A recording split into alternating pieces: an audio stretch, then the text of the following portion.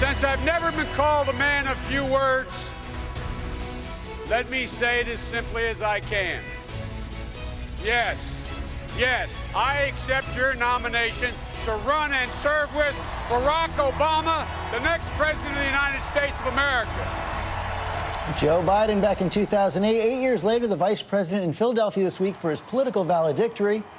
There it is. And I sat down with him earlier in the week to reflect on his time in the White House and his friendship with President Obama. You've talked a lot about your relationship with President Obama. You guys have become very good friends over the last 8 years. You've also talked about being in private, hollering at each other. How does a vice president know when to do that, when that's okay? Well, you know whether you have a real relationship with the president, when you know it's real. And with Barack and me, with the president and me, it's real. And by the way, one of the things when I asked why he wanted me, he said, "I know you'll never not tell me what you think is right." And I think that's what Hillary got in Tim. Tim is not going to go in there and say, "Yes, ma'am, no, ma'am." Look, if he thinks she's wrong, he's going to say, "I think you're wrong. Here's what I think you should do." I like the guy. I mean, the guy's solid, and he's smart. John Podesta was talking about what Secretary Clinton was looking for, and he said, you need someone who you're always going to want that person to walk into a meeting. That's exactly right. And I've never been at a place where the president hasn't, if I've not been there, called and said, "Joe, I need you here." Or, "Joe, can you be on this hookup on a secure line?" I mean, I know he values my. Now, and by the way, we don't always agree. No, but we've never disagreed on a matter of substance. It's always been about tactic. Where we disagreed has been tactical disagreement. Should we do this in order to promote this goal? We both agree this is the objective.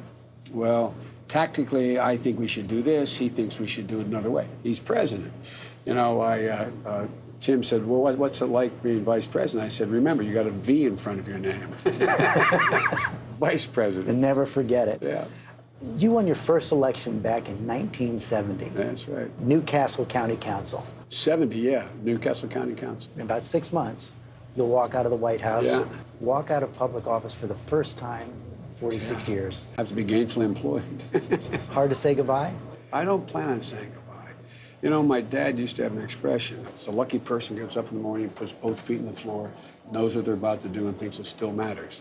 I still care deeply about so many things, and so I'm going to be engaged. I'm going to be out there as with a platform to talk about the things that I care about in foreign policy, in violence against women, the inequity of the tax structure, and I think I'll still have, at least for some time, particularly on cancer, convening capability to bring together folks to. But look, this is what I've done my whole life, and I can't imagine. Someone said, to me, "Well, you ought to just retire." And I'd say, "Well, I always judge people who spend a lot of time in public office, say they care about things. If the day after they leave, they no longer talk about them, then I don't think they cared much about them."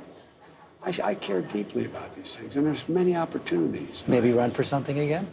Well, I don't plan on that, George, but, I've learned a long time ago, you don't say anything for absolutely certain. I still, there's that old Satchel Paige phrase, they asked Satchel Paige, he won a game on his 47th birthday as a pitcher.